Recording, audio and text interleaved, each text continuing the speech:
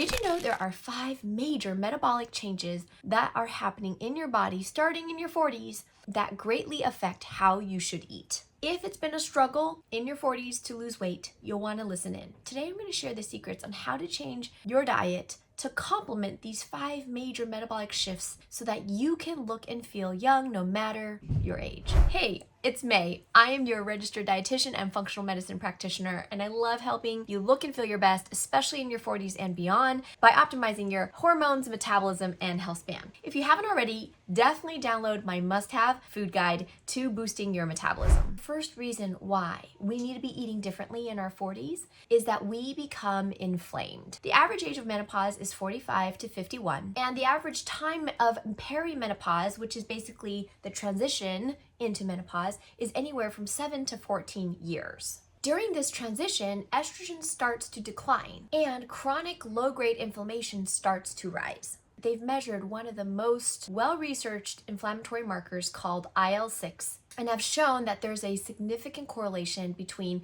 the decrease in estrogen and the rise of IL-6 levels. IL-6 has been linked to cancer, osteoporosis, frailty, and disability. So what can you do to lower IL-6? A Mediterranean diet has the most research supporting its anti-inflammatory benefits. But so many people have different definitions of the Mediterranean diet.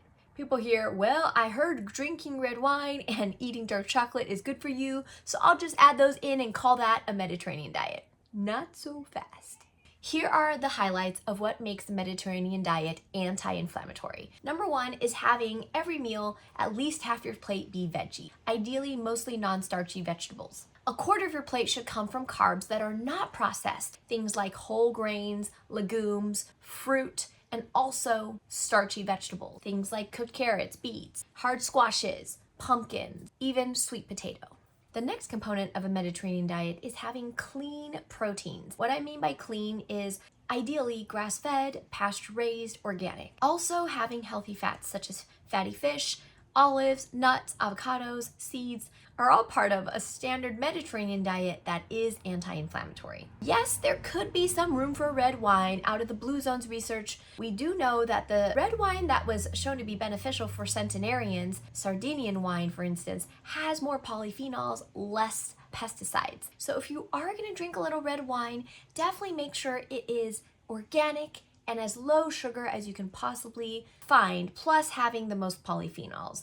Now, 2 companies that come to mind are Dry Wine Farms and Krukenmarker Supergrain Alcohol. A few other additional foods that seem to lower IL-6 are chili peppers or red pepper flakes, cinnamon, nutmeg, oregano, holy basil, and sage. So in your cooking, make sure to include spices as part of that anti-inflammatory diet. So the second reason why we women in our 40s need to be eating differently is that we become more insulin resistant. This is just a fact. As estrogen goes down, we have a harder time processing carbohydrates. This explains why there's changes in our waistline from hourglass to more apple, which is a sign of insulin resistance, unhappy face, not because of a vanity reason, but we do know that this midsection weight is the most inflammatory and predisposes us to cardiometabolic diseases such as diabetes, again, vascular diseases, etc. So we really don't want that midsection weight on board.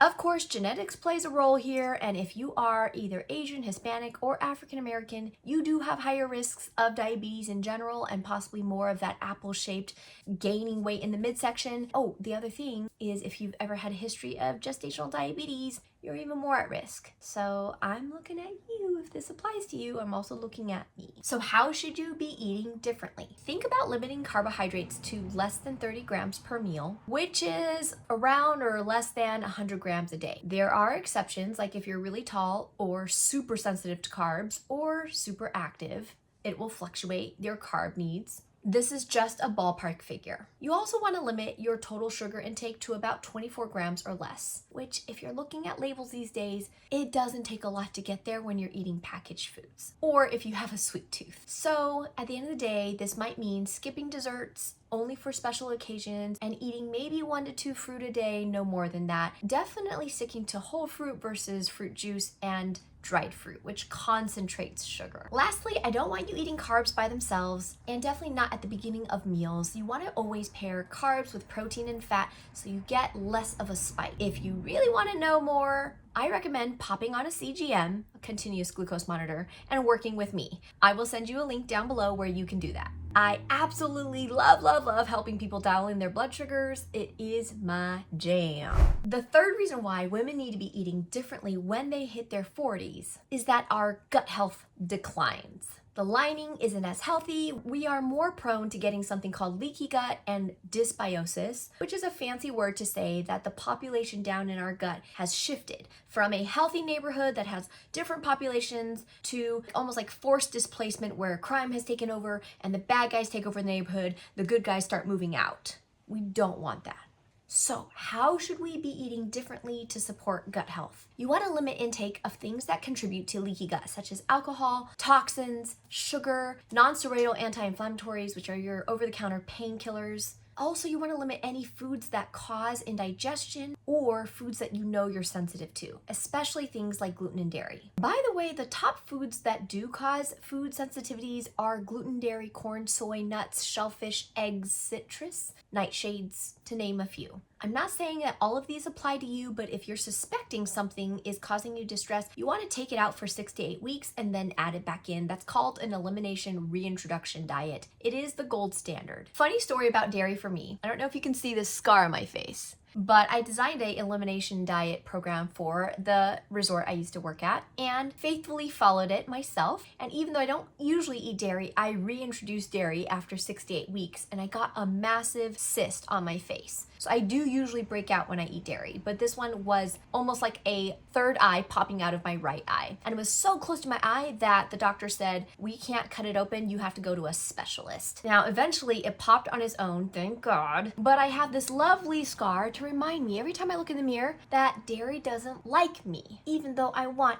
to like it. Now, the only exception is when I traveled to New Zealand to visit my family. Something about the cows there, they're super healthy, but I could get away with eating dairy without massive breakouts. Just like some people can tolerate gluten in Europe, but not in the US, there's something about the difference in gluten and how it's hybridized here. There is a really neat company called Revival Einkorn, which uses a very ancient form of wheat, einkorn, that is genetically much less stimulating to our immune system. Even though I'm gluten sensitive, I'm able to tolerate their fermented crackers and pastas, which is absolutely amazing. So if you want to try that out, I'll link it down below. You also want to increase foods that promote good, healthy gut flora, like prebiotics and polyphenols. And if you haven't already, you want to watch my video on 7 easy ways to boost your metabolism, because I go into these categories of foods in great detail. In addition to this, you want to consider fermented foods, things like sauerkraut, kimchi, beet kvass, kefirs, yogurts. Anything that's in a brine always has more bacteria than something that's pickled in vinegar. And a little goes a long ways because they are a lot of times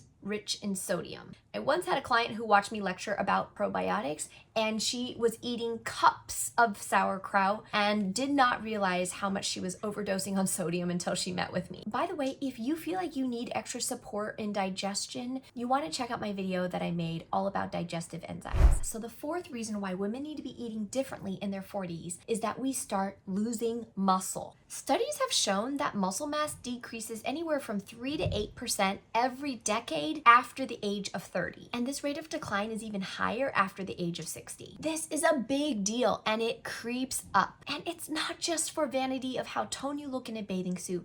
Muscle protects our bones. Strong muscles equals strong bones.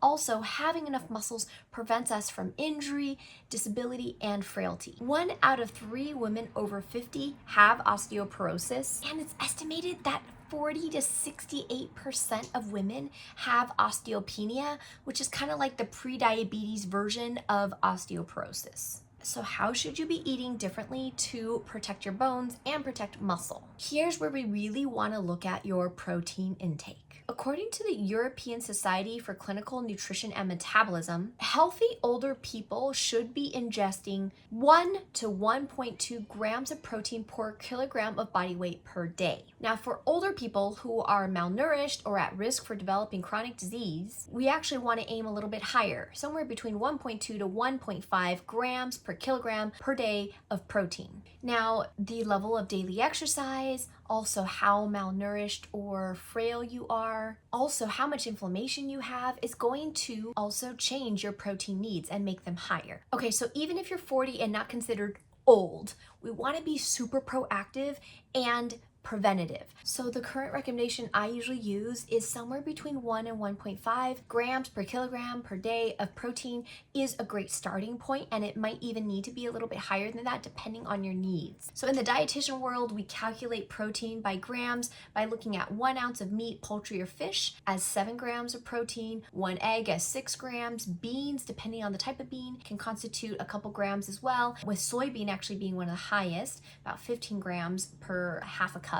I can give you handouts on this if you'd like, but these are all online, and the greatest way to know, and actually the best way to know how much protein you're taking in, is to track your calories for a couple days and see how much protein am I actually eating. Does it need to go up? Now, the quality of the protein matters. If you're eating animal protein, it needs to be as clean as you can possibly afford. A lot of times protein comes with saturated fat, and that's where the toxins come into play. We want to be eating clean animals because whatever they ate is now getting into us. If you're eating plant-based protein, just know that plant-based protein is not as bioavailable, and so you might need to be eating more to get the same amount of amino acids available to be used by the body. This is a little technical, but there's something called biological value, which is how usable the protein is. And they calculate it based on nitrogen, the amount of nitrogen consumed versus the amount of nitrogen used per kind of protein. And it turns out eggs and animal protein tend to have a much higher biological value, and then plant-based proteins tend to be a lot lower. While there's still controversy in the longevity community related to protein intake, there's actually a whole school of thought that low protein promotes better longevity. At the same time, we don't really want to be signing up for a bunch of muscle loss and bone issues, so it's balancing those two camps. At the end of the day, overdosing on protein's not healthy either. We can convert excess protein into fat and glucose, which is not good.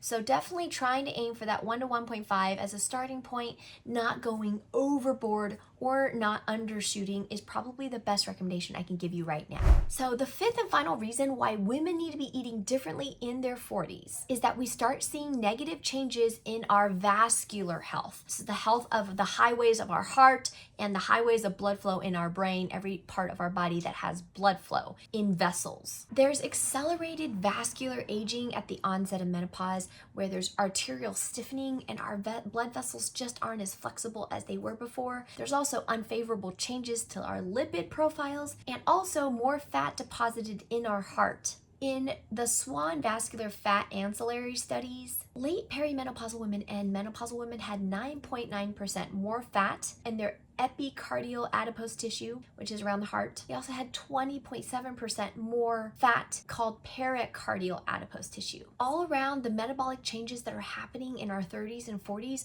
are setting us up for higher risk for cardiovascular disease and dementia as we go into menopause. So besides keeping carbs in check, which is important for cardiovascular health, also want to consider lowering saturated fat in the diet and increasing healthier fats like omega-3 fats. Turns out there's been research to show that saturated fat negatively affects blood flow, especially to the brain, while omega-3 fats tend to increase blood flow to the brain and other parts of our bodies. Sources of saturated fat include butter, the skin of poultry, fatty cuts of pork or beef, think bacon, and the marbled beef that you buy at fancy restaurants. Sources of omega-3s include salmon, sardines, walnuts, chia seeds, flax seeds. Also, from a vascular health standpoint, you'll want to include foods that boost your nitric oxide production, such as beets, leafy greens, radishes, Chinese cabbage. Beyond that though, supplementation might be important or necessary